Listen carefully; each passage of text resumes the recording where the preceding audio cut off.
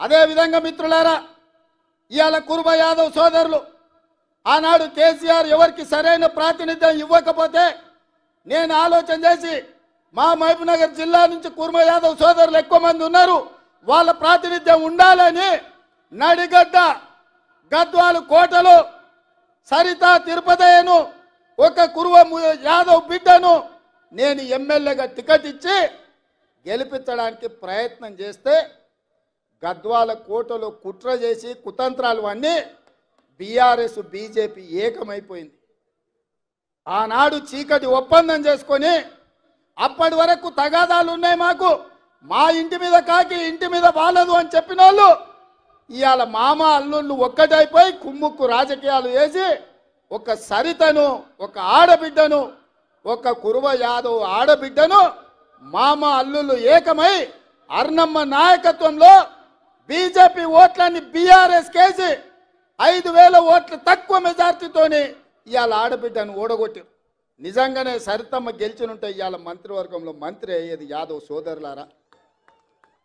కేసీఆర్ మంత్రివర్గంలో మహిళలకు స్థానం లేకుండే మన మంత్రివర్గంలో సీతక్కకు ఆదివాసి బిడ్డకు కొండా సురేఖ ఒక బలహీన వర్గాల బిడ్డకి ఇచ్చినాం. సరితమ్మ గెలిచినుంటే ఇవాళ మన మంత్రివర్గంలో మంత్రి అయ్యి ఉండేది. అంటే ఎన్నికలు వచ్చినప్పుడు పేదోళ్ళని గెలవాల్సినప్పుడు పేదలకు న్యాయం చేయాలని కాంగ్రెస్ అనుకున్నప్పుడు బంగ్లా రాజకీయాలు కుమ్ముక్కు రాజకీయాలు అర్నమ్మ దివాళాకోరు రాజకీయాలు ఎట్లుంటాయో ఇవాళ కుర్మ యాదవ్ సోదరులారా మీరు ఆలోచన చెయ్యండి. అందుకే ఇక్కడ అన్యాయం జరిగిందని అనిల్ కుమార్ యాదవ్ను ఏమాహేమిలు ఉద్దండులు యోధులు ఉన్న వాళ్ళని కాదని రాజ్యసభలో మీ యాదవ్ బిడ్డను అనిల్ కుమార్ యాదవ్ను రాజ్యసభలో 10 పైసలు ఖర్చు లేకుంటే నామినేషన్కు 10,000 కూడా పార్టీ కట్టి ఇవాళ 200-300 కోట్లు ఖర్చు పెట్టిన రాని ఎంపీ పదవి ఇవాళ యాదవ్ల బిడ్డకు కాంగ్రెస్ పార్టీ ఇచ్చింది. ఈ అన్నీ జరిగినాయంటే ఒక రజక ఈర్లపల్లి శంకర్ ఎమ్మెల్యే అయిందన్నా, ఒక ముదిరాజు బిడ్డ శ్రీహరి ఎమ్మెల్యే అయిందన్నా, ఒక సరితమ్మకు యాదవ్ బిడ్డకు ఎమ్మెల్యే టికెట్ వచ్చిందన్నా, ఒక అనిల్ కుమార్ యాదవ్ ఇవాళ రాజ్యసభ సభ్యుడైందన్నా, ఒక మాదిగ బిడ్డ సంపత్ కుమార్ ఏఐసిసి సెక్రటరీ అయిందన్నా, మహబూబ్నగర్ పార్లమెంట్కి ఇన్ఛార్జిగా ఇవాళ నేను ఎక్కడ నాయకత్వం వహిస్తున్నానో అక్కడ నాయకుడిగా ఇవాళ నాయకత్వం వహిస్తున్నాడంటే ఇవన్నీ సామాజిక వర్గాలకు కాంగ్రెస్ పార్టీ న్యాయం చేయాలని ఆలోచన చేసింది కాబట్టి ఇవన్నీ జరిగిన సోదరులారా.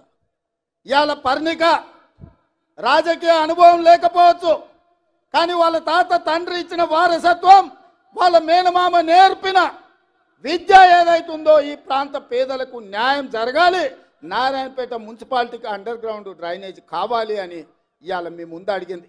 నేను మీకు మాట ఇస్తున్నా, తప్పకుండా నారాయణపేట మున్సిపాలిటీకి అండర్ గ్రౌండ్ డ్రైనేజ్ ఇచ్చే బాధ్యత నాది. ఈ ప్రాంత అభివృద్ధి కోసం నిధుల మంజూరు కోసం అండగా ఉండడానికి నేను బాధ్యత తీసుకుంటున్నాను మిత్రులారా, మీకు అందరికీ తెలియజేస్తున్నా. అదేవిధంగా మిత్రులారా ఇవాళ అర్ణం అంటుంది మోడీని ప్రధాని చేయాలి, రేవంత్ రెడ్డిని ఓడగొట్టాలని. నేను అడుగుతున్నా, 10 ఏళ్ల నుంచి నరేంద్ర మోడీ ప్రధానమంత్రిగా ఉన్నాడు కదా, ఏ రోజైనా పాలమూరు రంగారెడ్డి ఎత్తిపోతల కోసం 10 పైసలు తెచ్చినవా? జాతీయ హోదా తీసుకొచ్చినవా? మా మాదిగ బిడ్డల ఏబిసిడి వర్గీకరణ కోసం ఏ రోజైనా ప్రధానమంత్రిని కలిసినవా? మా ముదిరాజు బిడ్డలు డి గ్రూప్ నుంచి ఏ గ్రూప్ మార్పించడానికి మీ నాయకుడు నరేంద్ర మోడీ దగ్గరికి ఎప్పుడన్నా మా వాళ్ళను తీసుకెళ్ళినవా అని నేను అడుగుతున్నా. ఇవాళ మహబూబ్నగర్ రాయచూర్ రోడ్డు ఎందుకు పడావు పడ్డది? దాని కాంట్రాక్టర్లు ఎవరు? ఆ నిధులకు దోపిడీకి పాల్పడ్డది ఎవరు అని నేను అడుగుతున్నా. ఎప్పుడైనా కృష్ణా వికారాబాద్ రైల్వే లైన్ గురించి నరేంద్ర మోడీని కలిసినవా? లేకపోతే మక్తల్ నారాయణపేట కొడంగల్ ఎత్తిపోతల పథకానికి జాతీయ నిధులు ఏమైనా తీసుకురావడానికి ప్రయత్నం చేసినవా? 10 ఏళ్ళు నరేంద్ర మోడీ ఉండి పాలమూరుని ఎండబెట్టి ఈ ప్రాంత రైతులు ఈ ప్రాంత పేదలు లక్షలాదిగా వలసలిపోతుంటే ఒక్కరోజు పట్టించుకోలేదు. అయినా బీజేపీకి ఓటు అడుగుతున్నాం. ఇవాళ రేవంత్ రెడ్డిని ఓడగొట్టమంటున్నాం. నేను అడుగుతున్న మిత్రులారా, ఈడున్న యువకులను, తెలంగాణ రాష్ట్రం నలుమూల ఉన్న వాళ్ళని నేను ఆలోచన చేయమంటున్నా. 100 రోజుల్లో మీకందరికీ ముఖ్యంగా ఆడబిడ్డలకు ఆర్టీసీలో ఉచిత బస్సు ప్రయాణం ఇచ్చినాం. ఇవాళ 35 కోట్ల మంది ఆడబిడ్డలు బస్సులో ఉచితంగా ప్రయాణం చేసిండ్రు. ఇవాళ శ్రీశైలం నుంచి మొదలు పెడితే గుళ్ళు గోపురాలకు అన్నిటికీ అమ్మగారింటికి అత్తగారింటికి ఆడబిడ్డలు ఉచితంగా బస్సులో ప్రయాణం చేస్తున్నారు.